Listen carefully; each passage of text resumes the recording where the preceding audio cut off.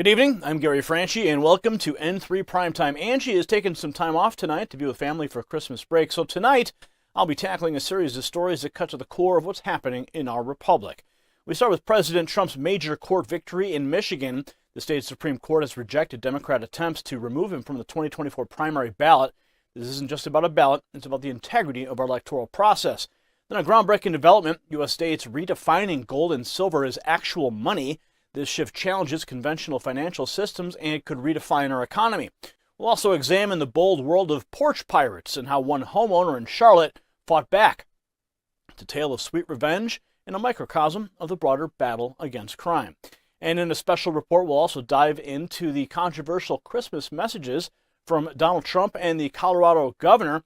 These messages aren't just holiday greetings, they're political barometers showing the temperature of our nation.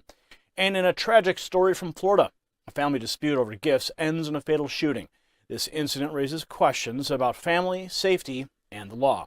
We'll also take a look at Trump's critique of the NFL's political involvement, John Schneider's Secret Service scrutiny, Al Gore's climate change claims, and a heroic rescue in Honolulu and the alarming case of zombie deer disease in Yellowstone. These stories matter because they're more than just headlines. They're about the direction in which our country is headed. And speaking of direction, let's talk about gold soaring past $2,000 an ounce. Just like the unpredictable turns in our stories tonight, the value of gold is a barometer on our health of our economy. In the 1970s, gold's value skyrocketed amidst crisis, and today our national debt skyrockets. Gold's value is doing the same. It's a reminder, much like Trump warned, that if the U.S. dollar falters, it could be our greatest defeat in 200 years. And that's why contacting the Patriot Gold Group is more than just a financial decision, it's a patriotic one. Call the number on the screen, 888-857-9437, for a free investor guide. Remember, the value of gold, like the truth in our stories, is a measure of stability in turbulent times. Now, let's get into the news. Folks, hold on to your seats. I've got an urgent Trump update on the Democrats' underhanded efforts to clear the 2024 field. The Michigan Supreme Court has just slammed the door on the left's brazen plot to deny voters a choice of candidates by barring Trump from the ballot. But Trump isn't out of the woods yet. This Colorado ruling is still a dangerous precedent, but Trump and his legal eagles are celebrating a huge Supreme Court victory against Special Counsel Jack Smith's abusive prosecutorial overreach. But it gets worse for the out-of-control special counsel. New court filings allege Smith's appointment violates the Constitution itself. Do unelected bureaucrats now get to pick our president? The stakes for America's future couldn't be higher, and we can't allow our sacred elections to be manipulated by a crooked establishment resorting to dirty tricks and bogus legal theories to take out Trump. And that's why you need to watch this special report until the very end. My final thought lays out why these underhanded schemes put all our freedoms in the crosshairs in 2024. My friends, this is only the beginning. Now, before we dive any deeper into this big legal win for Donald Trump, a quick word about our sponsor. At times like these, where it feels like we're trapped in an upside-down world, with Democrats bending laws to banish Trump, we need adventures where good still prevails. So visit drivethrurpg.com and tipsytabbypublishing.com for inventive new PDFs elevating your 5e and Pathfinder campaigns with one-of-a-kind classes like War Mages and Lords or Systems for Lycanthropy and Toxins. Tipsy Tabby takes RPGs to the next level. Check out their quick adventures where your party opposes crooked officials who barred a certain beloved president from the ballot. Legal twists and games are fun, not so much in real America. Now, back to our report, Donald Trump's counteroffensive against the establishment's election subversion schemes. The Michigan Supreme Court has strongly and rightfully denied the desperate Democrat attempt to take the leading 2024 candidate, President Trump, off the ballot in the great state of Michigan. This pathetic gambit to rig the election has failed all across the country, including in historically Democrat-leaning states. The Trump-hating media was forced to report the news. Watch. Just into us, the Michigan Supreme Court has ruled that Donald Trump will remain on the Republican primary ballot. Obviously, a significant decision here. People have been waiting to see, given the news last week that the Colorado Supreme Court, in a 4-3 vote, voted that he should not appear on the Republican primary ballot. So he will be on that Michigan ballot. Jonathan Lemire. Now, Colorado is the only state that's fallen prey to this anti-democratic scheme concocted by progressive legal groups aiming to clear the field for their preferred candidate by denying voters choice and suppressing political opposition.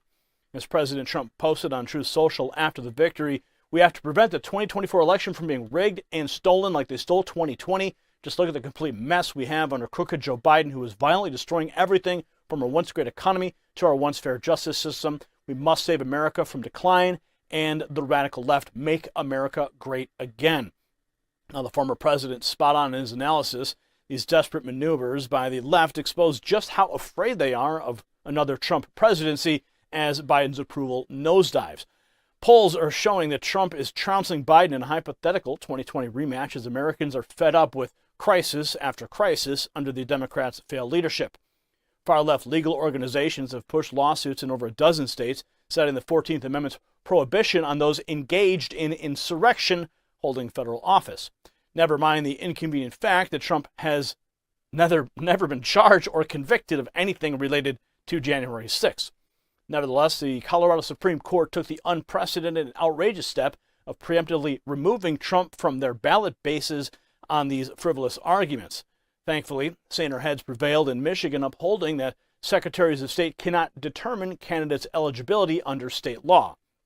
Now, the court rightly concluded resolving disputes over federal elected office qualifications should play out in that arena rather than judicial proceedings. Of course, this likely won't stop more long-shot challenges from Trump-deranged progressives, but 2 wins in 2 days should force Democrats to recalculate this authoritarian anti-democratic strategy going into 2024.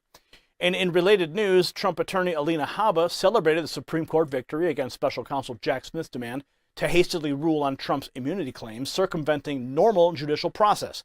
She pointed out there was no valid urgency despite Smith's brazen attempt to disrupt proceedings and constrain Trump's early campaigning. Watch.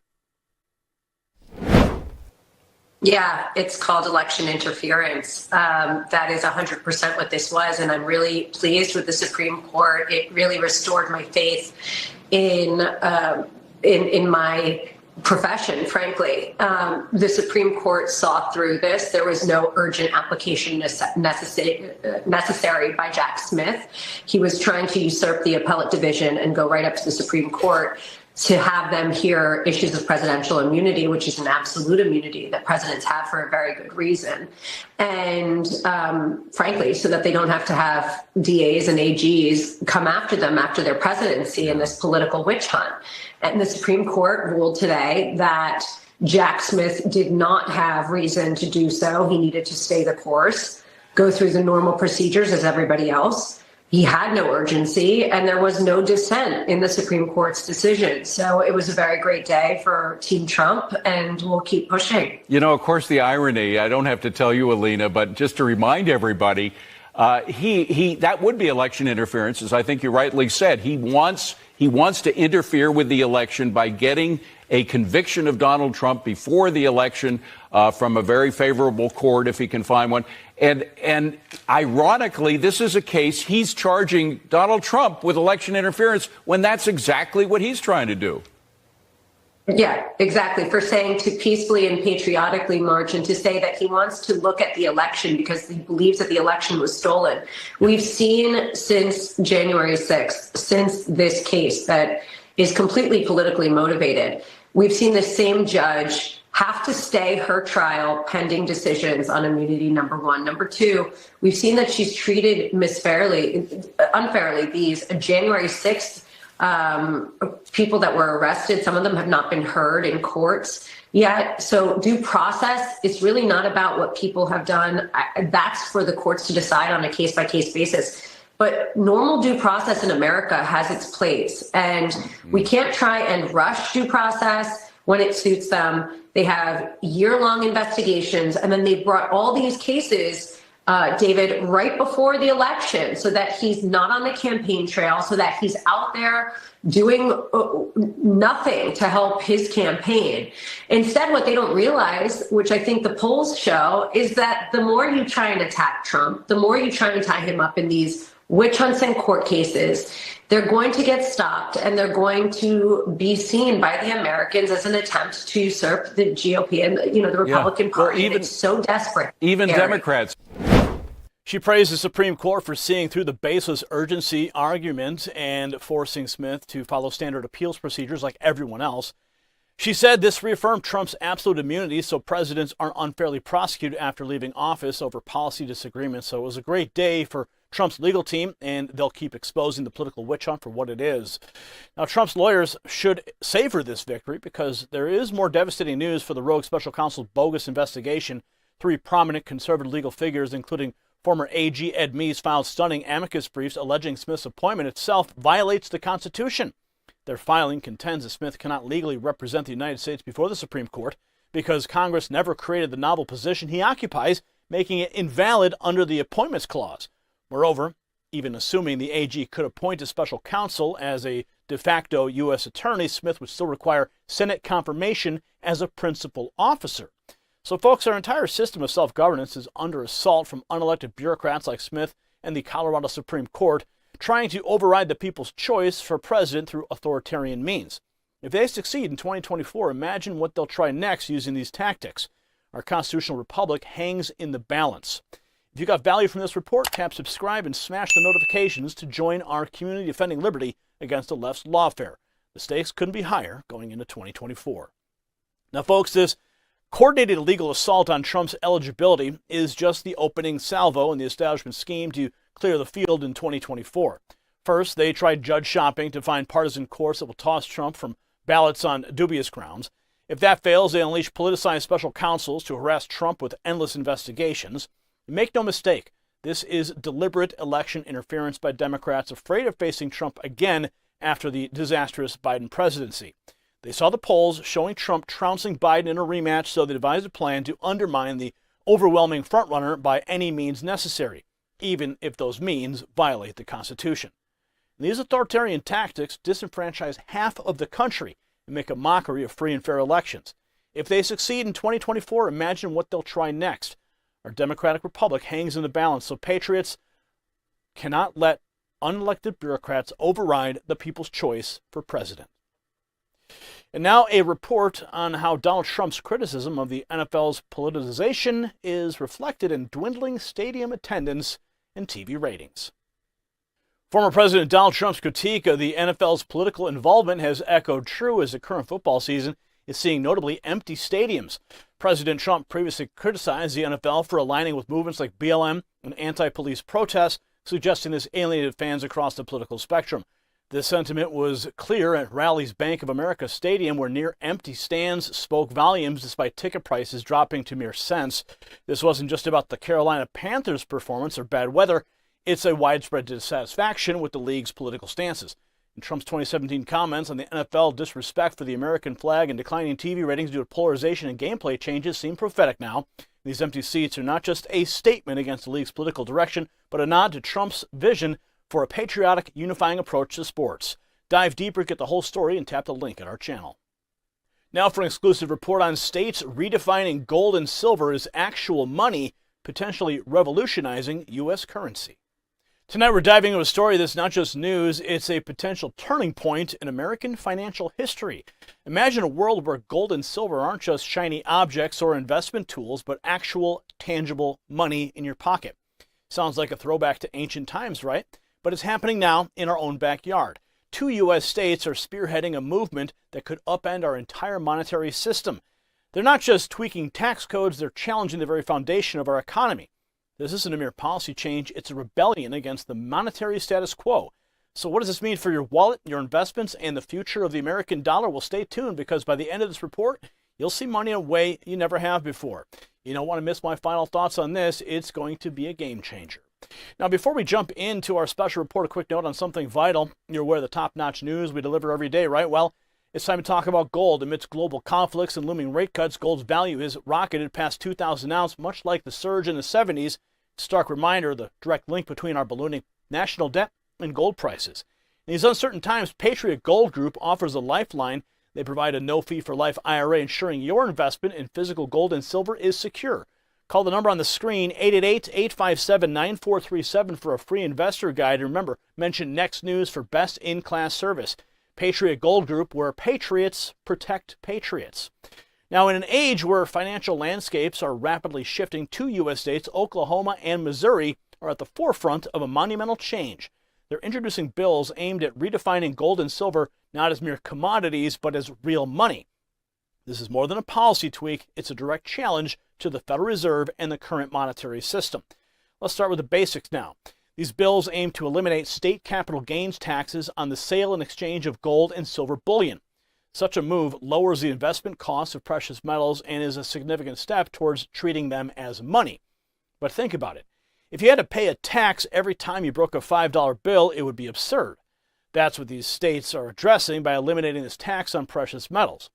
Missouri's legislative effort, spearheaded by Representative Doug Ritchie and Senator William Eigel, along with Oklahoma's push led by Senator Shane Jett and Senator Nathan Dahm, reflects a growing sentiment. It's not just about economics, it's about liberty and the right to choose the kind of money we use. The former U.S. Representative Ron Paul, a longtime advocate for monetary reform, weighed in heavily on this issue. He views the taxation of gold and silver as nonsensical, equating it to taxing money itself. He emphasizes that this movement isn't just a local fiscal adjustment, it's about asserting a constitutional mandate. The U.S. Constitution, in Article 1, Section 10, explicitly states that states should not make anything but gold and silver coin a tender in payment of debts. This isn't just an obscure legal reference, it's a foundational principle of our republic. Watch. So what you're doing here, the way I understand it, is you're suggesting that maybe we ought not to tax money. And I think that's a good idea because I'd like to not tax a lot of things, but certainly it makes no sense to tax money. And that is what I understand you're trying to stop because, if you have currency transactions across the world, they don't measure the value of the dollar. Oh, your dollar value went up, so we're going to tax you on the increase of your value. So no, you don't get taxed for that. So the tax issue has been used. Matter of fact, the very early history was they used the tax issue to more or less justify the Second National Bank, which got us off on the wrong track because they called it a tax issue rather than a monetary issue. But very explicitly, the Congress is allowed to coin money. One time in a banking committee hearing, they were arguing the case that in the Constitution they were given the authority to print money at will, and I wrote in my dissenting view that show me. It says you're not allowed to coin money, but that's how. But they just did that. They came to believe that they had the authority to print money. They don't have the authority to print money, and the states can only use silver and gold as legal tender. And in Article 10, where they mention that you can only use gold and silver, the very next sentence is you can't counterfeit the securities or the coin of the United States. And I often wondered if we'd have ever enforced the law of the 1792, the very first Coinage Act. It said that anybody that did commit counterfeit could get the death penalty. And I often thought, boy, I don't know if they'll ever get around to enforcing that. That'd be a lot of problems. But that's how seriously they felt about this because they had the runaway inflation with the continental dollar. And subsequently, they tried to keep the central banks out. Jefferson got rid of the first central bank, and Jackson got rid of the second national bank, and we're waiting on the third one to fall. But it's the issue of money, and I think this tax issue is very important. I like the idea of competing currencies, and in my ideas about getting back to normal, you probably can't turn a switch under today's condition and say, well, tomorrow it's going to be like the old days. It doesn't work. But you could move gradually back if you have competing currencies. So I often introduced legislation for competing currencies, and what you're doing here would be very helpful. It would be legalizing competition in a constitutional fashion. It isn't like saying, okay, Arizona wants to print their paper currency again, because you're not allowed to do that, but you're allowed to try to make it competitive. And I think this is very important. I think it's important for what you're doing. It's an important issue. It could help your state, and there's a lot of benefits. But to me, since I'm in the education business as much as the political business, I think what you're doing here is just great.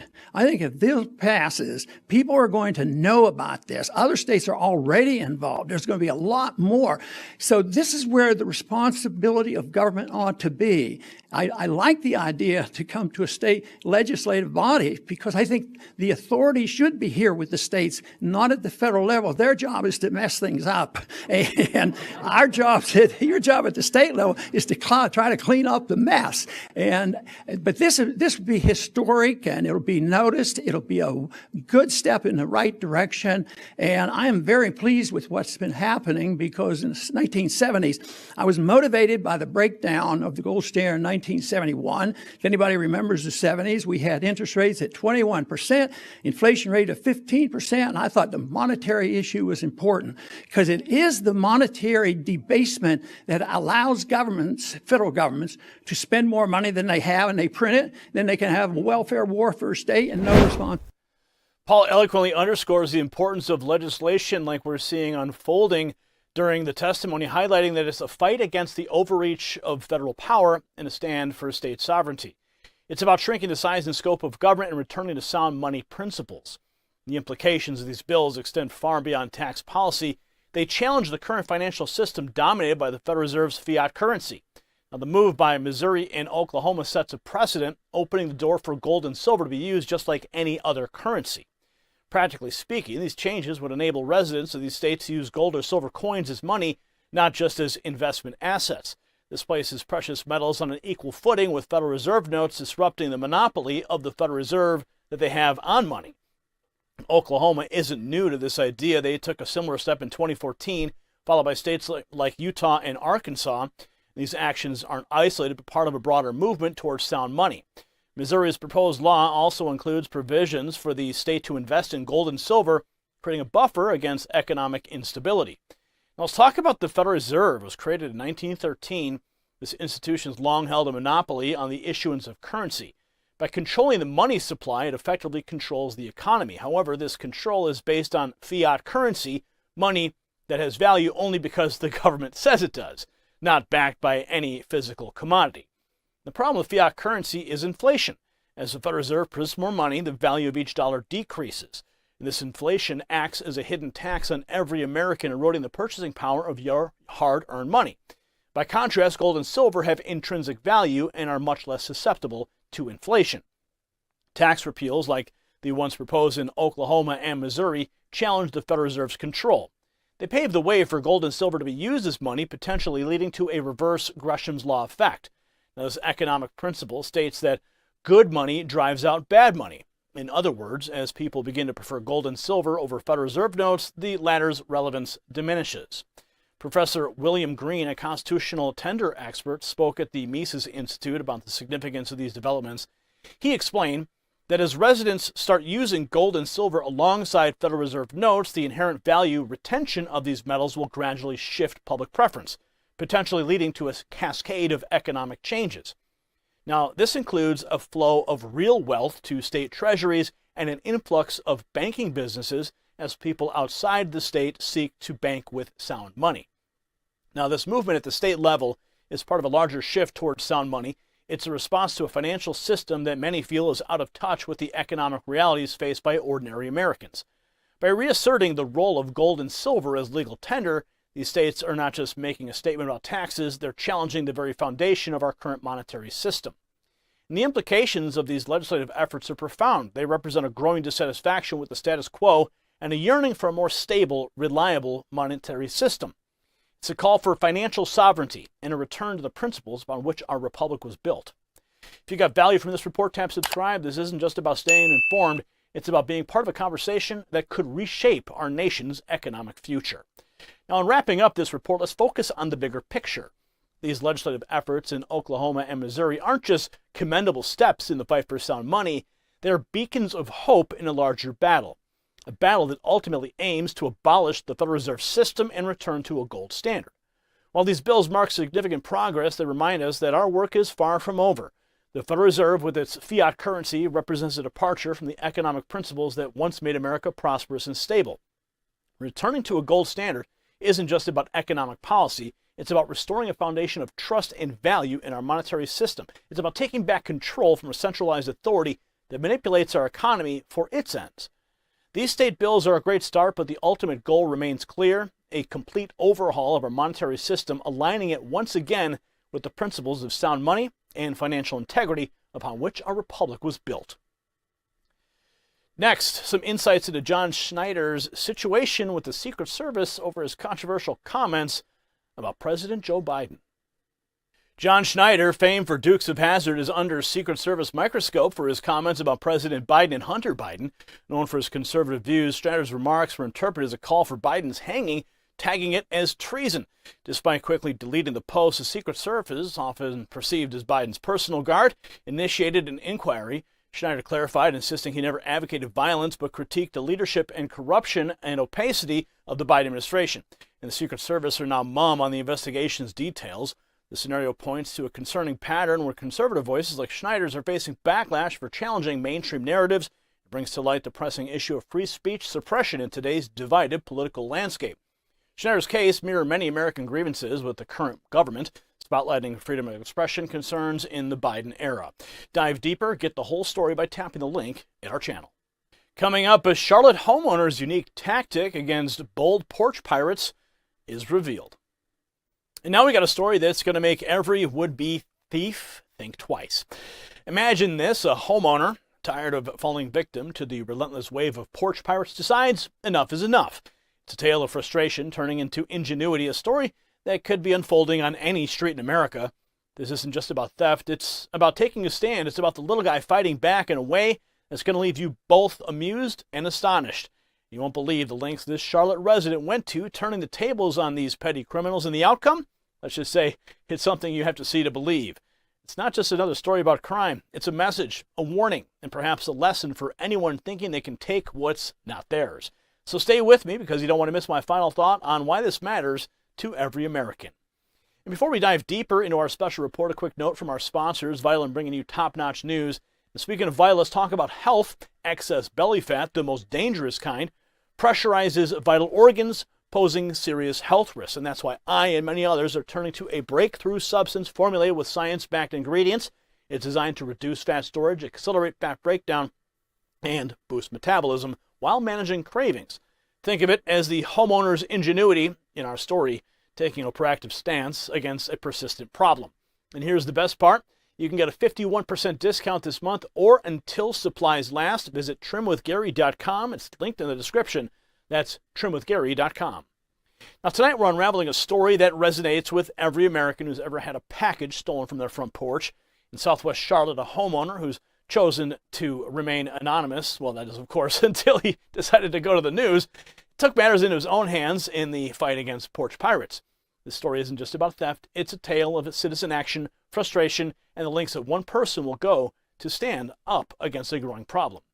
Our saga begins in a typical American neighborhood where the spirit of Christmas was dampened by the increasing audacity of porch pirates.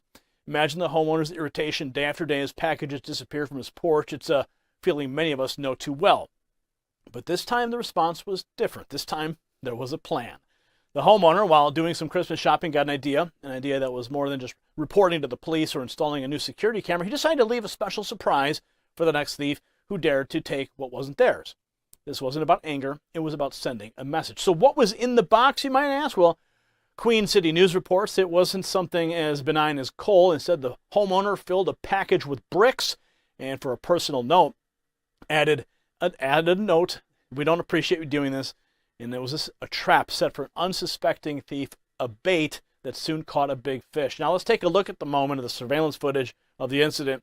It's been making the rounds on the internet, showing the porch pirate in action. Watch. A porch pirate caught on video stealing a package in Charlotte didn't exactly get away with what he expected. That's because the homeowner actually flipped the script. Queen City News anchor Morgan Francis tonight details the surprise the thief was in for when he opened a box. This time of year, we see it over and over again. Porch pirates stealing people's gifts and Christmas presents right from their front stoop. It happened at a home in Southwest Charlotte, but this guy didn't get any electronics, expensive gift, or holiday must-have. I was at the hardware store and doing a little bit of Christmas shopping. I said, let's get something for people on the naughty list too. It wasn't coal, but it was the next best thing. Just took a box that a package had already come in, and I put the bricks in there with a little note saying, you know, we don't appreciate you doing this, and waited and just went fishing for porch pirates, and I got one.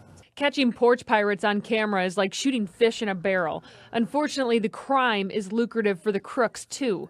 The National Retail Federation predicts that holiday sales will increase between 3 and 4% this year to a record total north of $957 billion. Online sales are expected to account for 29% of that total. Mike knows this man likely won't stop stealing, but maybe he'll feel foolish for falling for the decoy. I hope they enjoy their bricks for Christmas. Morgan Francis, Queen City News. As you can see, the thief struggles to carry away the heavy box, unsuspecting of its actual contents. A certain irony here, the metaphor for the burden of guilt and consequences that should weigh on anyone who takes what isn't theirs. But this is not an isolated incident, far from it. Porch piracy has become an epidemic in our country, a symptom of a deeper societal problem. In Detroit, a different story unfolded, but with a similar theme: citizens standing up against crime. An elderly man, tired of being a victim, took action when a porch pirate targeted his home. This time, the encounter could have ended much differently. Watch. In this video, a porch pirate messes with the wrong old man. A suspected porch pirate pulls up in a silver SUV, and he walks up the driveway unsuspecting, with intention to steal the package that's sitting there on the porch. Looks like it could be a laptop or something like that. Little does he know, this old man was ready for him. Put my back on this porch. Yeah. I saw you when you got out the mother car. You tried it. Put my back on this porch. Sure. You done lost your mother mind. You done come up on my and took my. The old man practiced great trigger discipline. This could have ended a lot worse for the porch pirate. You see this? So in this footage, you witness a suspected thief approaching, only to be confronted by the homeowner. And the restraint shown by the older gentleman is commendable. It's a stark reminder that while we must protect our property, we must also hold onto our humanity and our respect for law and order. These incidents shed light on a growing trend in America. They speak to the frustrations of everyday citizens who feel their security and privacy are being constantly violated. This isn't just about lost packages. It's about a lost sense of safety and community. And while these homeowners' actions might seem extreme, they're a response to an extreme situation. They're a signal to criminals that people are watching and they're not going to take it lying down. Now, it's important to consider the implications of these acts of defiance. They aren't just about revenge, they're about deterrence and awareness. By taking these creative measures, these homeowners are not only protecting their property, but also sending a clear message: crime doesn't pay. Yet this raises questions about where we are as a society. Why have we reached a point where individuals feel the need to set traps for thieves? What does it say about the state of our law enforcement and criminal justice system? These are questions that demand answers. In the face of these challenges, communities are coming together. Neighborhood watch programs are becoming more popular, and people are becoming more vigilant. It's a movement of citizens standing up saying enough is enough. This isn't just a story about one man in Charlotte or an elderly gentleman in Detroit. It's a story about all of us. It's about our collective fight against a problem that affects us all. But let's not forget the other side of the coin. We must also question the circumstances that lead individuals to commit such acts. While there's no excuse for theft, understanding the root causes of these crimes is crucial to finding the long-term solutions. It's a complex issue, one that requires a multifaceted approach involving community outreach, better economic opportunities, and effective law enforcement strategies. As we consider these incidents, let's also think about the role of technology in combating such crimes. Surveillance cameras have become more affordable and accessible, playing a pivotal role in both deterring and solving crimes. They serve as silent guardians, capturing moments that would otherwise go unnoticed. In closing, I urge you, our viewers, to remain vigilant and proactive in safeguarding your homes and communities. And remember, if you got value from this report, tap subscribe to stay updated with more stories like this, stories that matter to you and your neighborhood. Now, in today's story, we've seen the lengths to which ordinary Americans are going to protect what's theirs. It's a narrative that speaks volumes about the state of our republic. When citizens take such stands, it's a clear indicator that they feel let down by the system meant to protect them. This isn't just a story about porch pirates or creative retaliation. It's a story about American resilience and ingenuity in the face of adversity.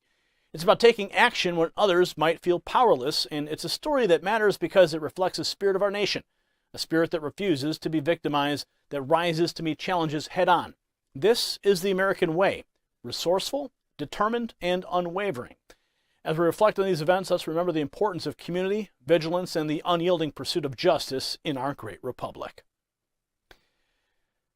Now, let's take a look at Al Gore's claim of a billion climate refugees if urgent climate actions aren't taken. In a recent CNN interview, Al Gore, a prominent voice in climate change discussions, made a bold claim. He predicted a staggering 1 billion climate refugees if his recommended climate measures aren't adopted. Gore, known for his dramatic views, emphasized immediate action against greenhouse gases, advocating solely for solar and wind energy. He noticeably left out nuclear power, a key clean energy source. His alarming narrative focuses on catastrophic outcomes like megastorms and floods, but often oversimplifies the complex issues of climate science and the global economy. While Gore's push for renewable energy is noteworthy, his approach overlooks the practical and economic challenges of quickly moving away from fossil fuels. Gore's extreme scenarios aim to shock and mobilize, but they can call into question the practicality of his solutions and the true impact of climate change. Dive deeper, get the whole story, and tap the link at our channel. Next, we'll break down President Trump's unconventional Christmas message, targeting political adversaries and its ripple effect in our political landscape.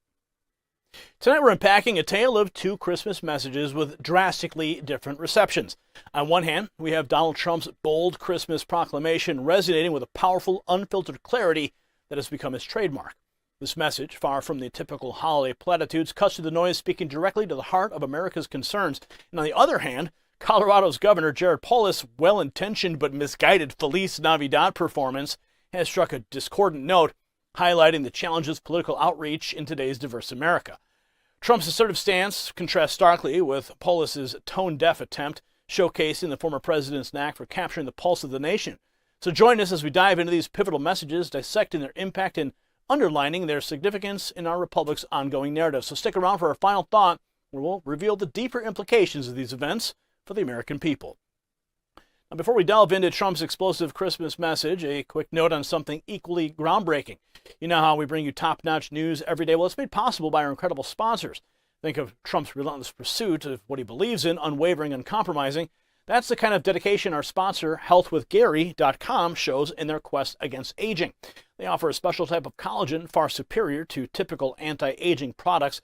It's about maintaining resilience in the face of time, much like Trump stands resilient against his critics. Thousands have witnessed its benefits and get 53% off and additional bonuses now by visiting healthwithgary.com. The link's in the description. Now back to Trump's fiery holiday message. As we delve into the heart of our special report, we find two vastly contrasting Christmas messages that have sparked intense public reaction. First, let's talk about Governor of Colorado, Jared Polis, and his attempt to connect with the Latino community through a rendition of Feliz Navidad. This move, intended as a heartfelt gesture, unfortunately fell flat, drawing criticism for its perceived pandering. The video, initially shared on Polis' Spanish-language social media, quickly spread across various platforms, igniting a wave of backlash. Get ready for the cringe. Watch. Feliz Navidad. Feliz Navidad. Feliz Navidad, prospero año y felicidad. Man, that was embarrassing. Just even watching it. Ooh, I feel dirty. Now, of course, the clip showcases his off-key attempt to sing the festive song, which many have criticized as a clumsy and tone-deaf effort to appeal to Latino voters. They're probably mocking him in their living rooms. The incident underscores the complexities and pitfalls of political outreach, especially in a time when authenticity is highly valued by the public. In shifting gears, we turn to former President Trump's Christmas message, which stands in stark contrast to Polis. Now, Trump, known for his direct and unapologetic communication style, delivered a potent and straightforward message that cuts to the core of current American sentiments. In a post on Truth Social, he extended holiday greetings, but with a twist that reflects his ongoing fight against what he perceives as political corruption and bias. Trump's message, while provocative, resonates with a significant portion of the American populace. He doesn't shy away from naming his adversaries, including crooked Joe Biden and deranged Jack Smith, accusing them of engaging in a witch hunt against him and his movement. Now, this straightforwardness is a breath of fresh air for many who are tired of political correctness and seek more transparent, honest discourse. You can see the message here. It extends beyond individual grievances, addressing broader national concerns such as open borders, economic challenges, and military policies. His ability to articulate these issues in a manner that directly speaks to the frustrations and anxieties of many Americans is unmatched. Now, you can see at the bottom, he says, all electric car lunacy. He goes on and on. Merry Christmas to all, including crooked Joe Biden's only hope, deranged Jack Smith, the out-of-control lunatic who just hired outside attorneys fresh from the swamp to help him with his poorly executed witch hunt against Trump and MAGA. Included also are world leaders, both good and bad, but none of which are as evil and sick as thugs we have inside our country who, within their open borders, inflation, Afghanistan surrender, Green New scam, high taxes, no energy independence, woke military, Russia, Ukraine, Israel, Iran, all electric car lunacy, and so much more, are looking to destroy our once great USA. May they rot in hell. Again, Merry Christmas. Of course, that could be very polarizing for some, but it nonetheless captures the essence of the current political and social divide, offering a clear and distinct perspective. Now, let's take a moment to appreciate the other side of Trump's Christmas communication. In a separate post, he shared a message centered around the true spirit of Christmas, focusing on the life and teachings of Jesus Christ. This message, filled with reverence and hope, offers a glimpse into the depth and complexity of Trump's public persona. Watch. As the President of the United States, it's my tremendous honor to finally wish America and the world a very Merry Christmas. For Christians, this is a holy season, the celebration of the birth of our Lord and Savior Jesus Christ. More than 2,000 years ago, the angel Gabriel appeared to Mary. He said, "Do not be afraid. You have found favor with God." The angel told her that she would give birth to a baby boy, Jesus, who would be called the Son of the Most High. 9 months later, Christ was born in the town of Bethlehem. The Son of God came into the world in a humble stable.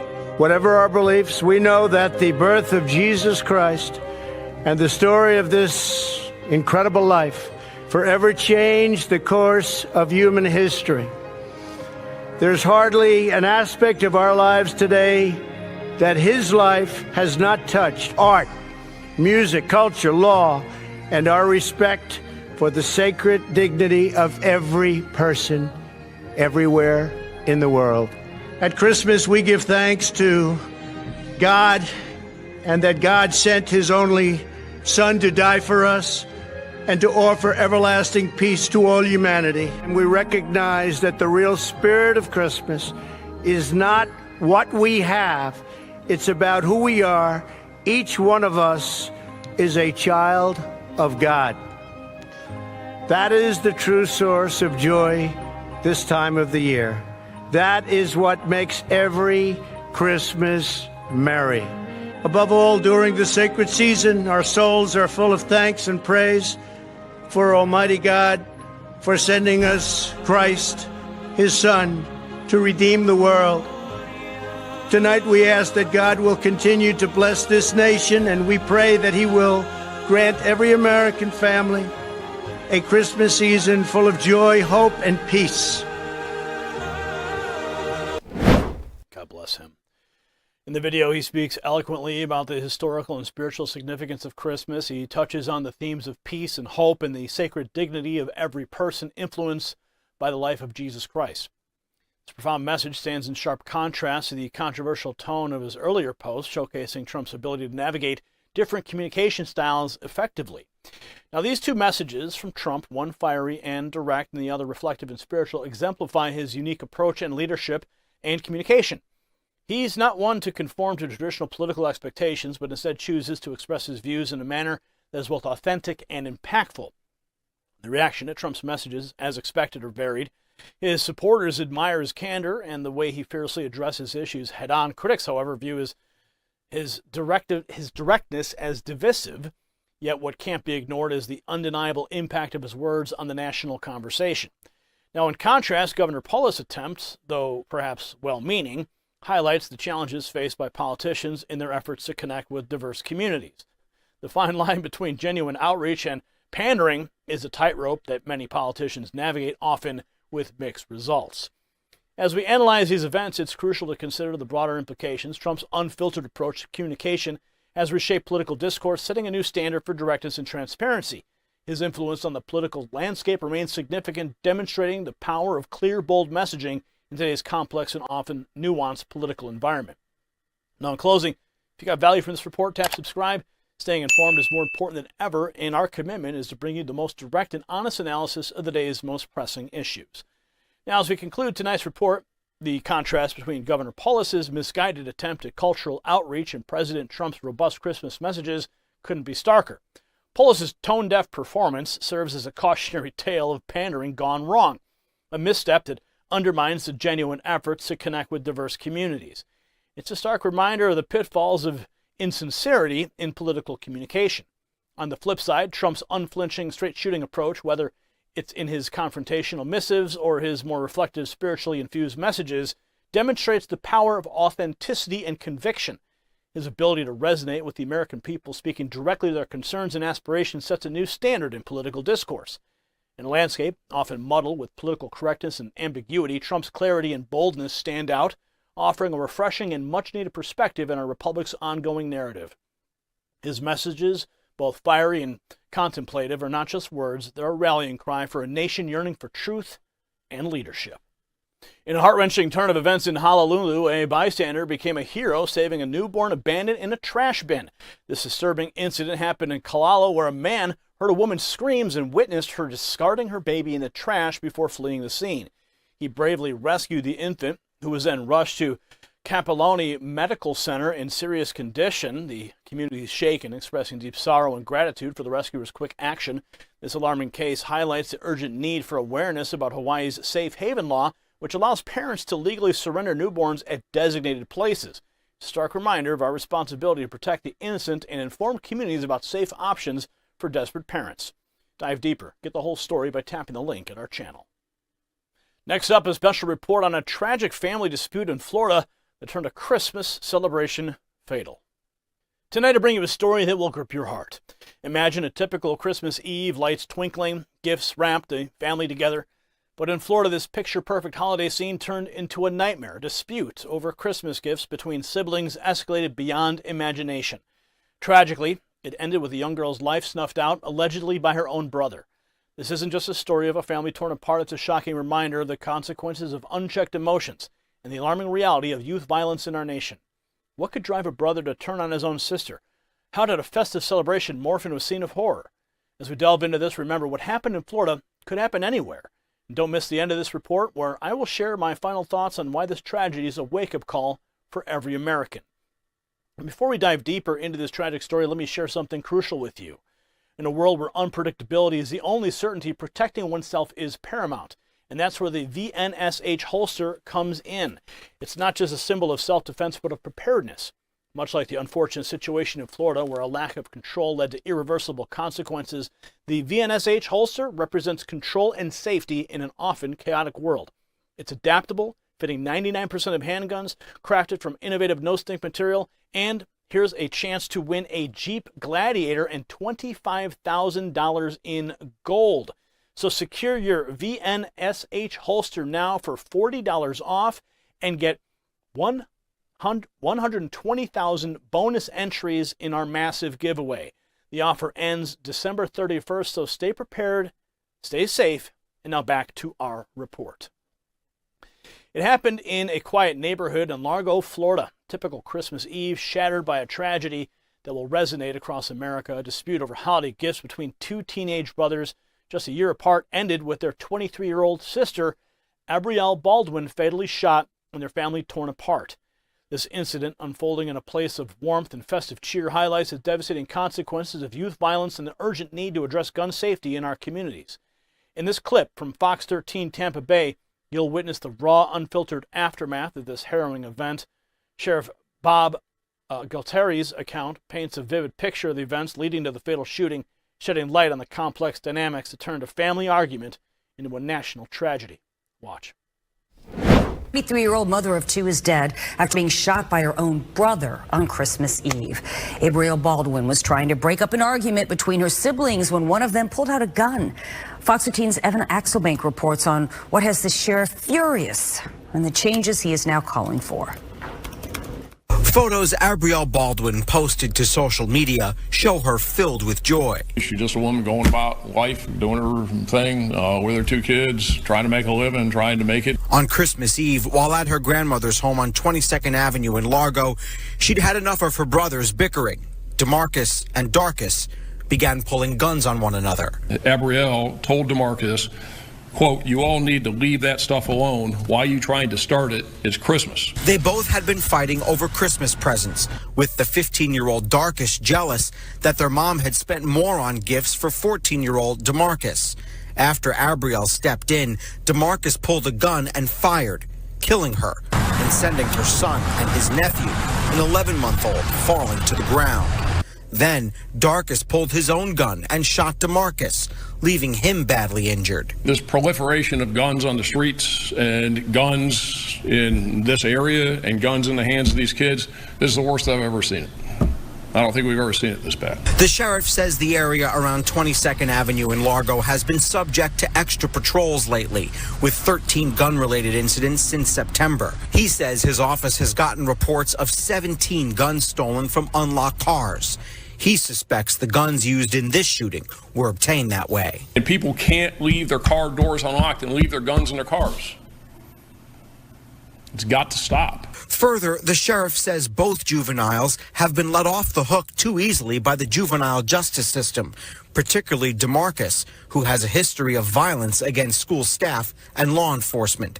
The sheriff is calling for tougher laws. They are not getting the consequences that they should get, that keep them from doing it again and again and again. Abrielle was only 23, and now her kids, an 11-month-old and a 6-year-old, will have to grow up without her. Evan Axelbank, Fox 13 News. Such a sad story. Now, the day's events began innocuously enough with the family, including the two brothers, their mother, sister Abrielle, and her two young sons shopping for Christmas gifts. However, what should have been a joyous occasion quickly devolved into a heated argument over the gifts being purchased. As the sheriff stated in the press conference, the dispute was over who was getting what and how much money was being spent on who. Returning to their grandmother's house, tensions escalated further. Both brothers, armed, continued their argument. The younger 14-year-old brother, in a moment of heated rage, threatened to shoot his elder sibling.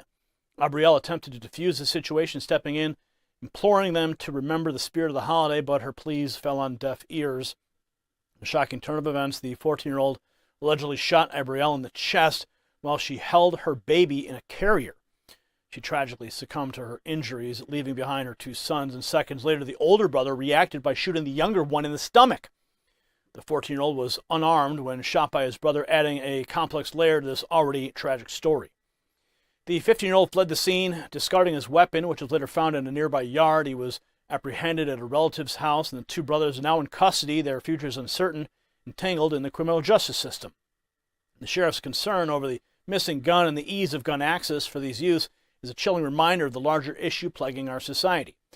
In the instant, it's not just a family tragedy, it's a mirror reflecting the troubling issues of gun accessibility and youth violence in America. How do these teenagers, already known to law enforcement for prior offenses, easily obtain firearms? Well, this question haunts our communities, demanding immediate attention and action. But there's more to the story than just gun control.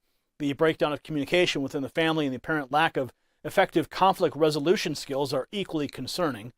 What leads to such a catastrophic failure in a family setting, where an argument over something as trivial as gifts escalates to murder? It underscores the importance of nurturing healthy family dynamics and providing mental health support. Abrielle Baldwin's death is not just a statistic. It's a profound loss, a young mother taken from her children in a senseless act of violence. Her story is a stark reminder of the human cost of such tragedies, the irreplaceable loss experienced by her family, and the ripple effect it has on the community. Now the legal system takes over. The 14-year-old faces potential adult charges of first-degree murder, while the 15-year-old is charged with attempted first-degree murder and tampering with physical evidence.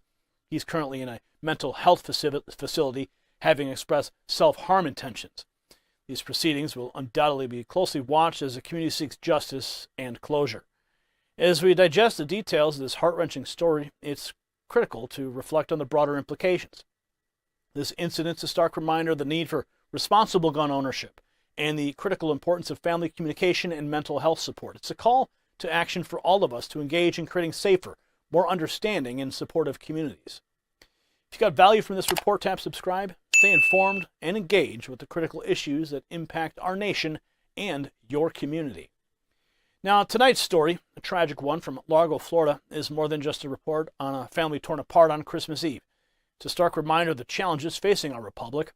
This isn't just a dispute over Christmas gifts. It's a reflection of deeper societal issues, the impact of family dynamics, the alarming accessibility of firearms to our youth, and the urgent need for effective communication and mental health support in our families. As we ponder over Abrielle Baldwin's untimely death, we're reminded of the fragility of life and the paramount importance of values like understanding and restraint in our daily interactions. This tragedy is a wake-up call for all Americans to reflect on how we nurture our youth, manage conflicts within our families, and ensure responsible gun ownership. It's not just a story, it's a lesson in what we value as a nation and how we must come together to safeguard our future and the legacy that we leave behind. At Yellowstone National Park, a case of chronic wasting disease, also known as zombie deer disease, has been confirmed in a deer. This marks the first known instance of the disease in the park. The disease is similar to mad cow and poses a potential risk of human transmission.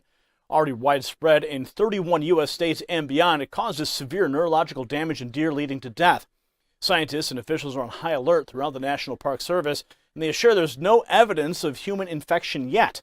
But the risk remains a concern, urging increased vigilance and research. Yellowstone is ramping up its monitoring efforts and partnering with the Wyoming Game and Fish Department as this invisible enemy creeps into our iconic national park. It's a stark reminder of the need for proactive action. Dive deeper. Get the whole story by tapping the link at our channel. That's all the news I've got for you tonight. Now, I'm going to make your voice heard in the comments section.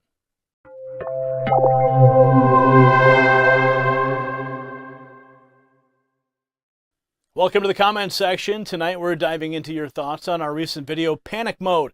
SCOTUS just ended their sick plot to take out Trump before the election. Let's start with a comment from Janet. She says the whole world was safer and saner when President Trump was in the White House. Well, you're hitting the nail on the head right there. When Trump was in office, the world indeed seemed more stable and more predictable. Not just a feeling, it's a fact. Our enemies respected us more and our allies knew where we stood. And that's leadership. Next up, we have Tess, who says, thank God. He needs to run and be voted in for 2024. Got to get rid of Biden. Please vote, my fellow Americans. Let's get our country back. Well, Tess, you're speaking for millions. The 2024 election isn't just another vote. It's a pivotal moment for America. Biden's leadership, or lack thereof, has left a void that Trump could fill. It's about reclaiming the essence of our nation. And looks like New Hampshire iGuy adds, stay the course, Mr. Trump. God is on our side. Good always wins over evil. Well, there's a deeper truth in your words. It's not just a political battle, it's a moral one. Trump represents more than just a presidency. He's a symbol of a fight against what many see as a moral decay under our current administration. And Fran writes, Merry Christmas to President Trump, First Lady Melania, and the entire Trump family. We love you all. See you in 2024. Yes, Merry Christmas to them indeed. Fran, your comment reflects the unwavering support for the Trump family. Their influence extends beyond politics. They've become a beacon of hope for many. And finally, SOH 100 remarks, I would hate to be Jack Smith when the real president resumes office. Well, SOH, your comment's a stark reminder of the pending reckoning. The return of Trump to the White House isn't just a change in administration, it's a turning of the tides. Those who oppose him might have to answer for their actions. That's all for tonight's comment section. Your insights, America, are what makes this segment. Keep them coming. Now let's see who we're looking at tonight.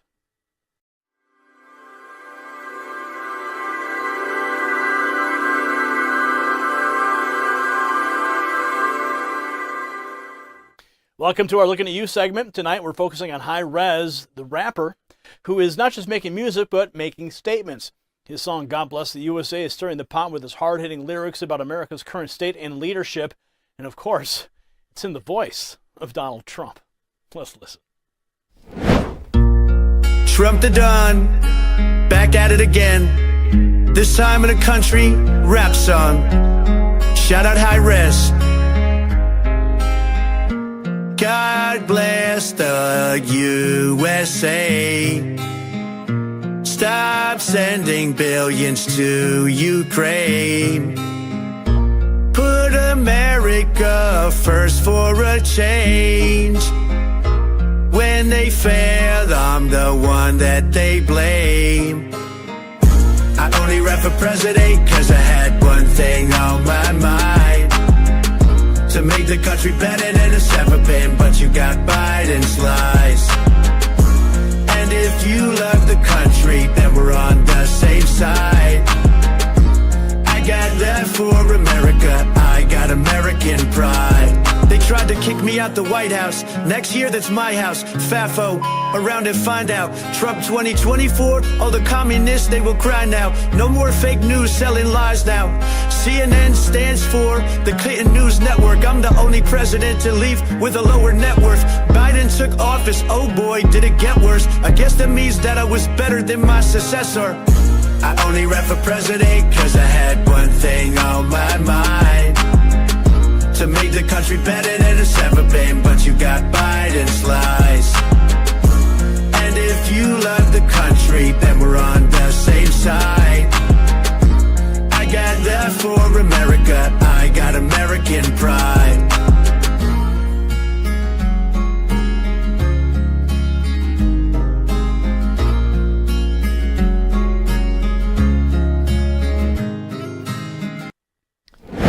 And that's it. You know, I wanted more. When I heard it for the first time, I'm like, give me another verse. You got to give me more. But that's all we got. I'm sure if you hit up his YouTube channel, you'll find many more versions of similar songs, different renditions. I like his channel. But let's break it down. He calls out the billions sent to Ukraine, urging a shift to prioritize America first. It's a sentiment echoing across the nation where many feel our own challenges are being overlooked. And he points to a common theme. When things go south, it's the average American who bears the brunt. And then there's a direct jab at the current administration.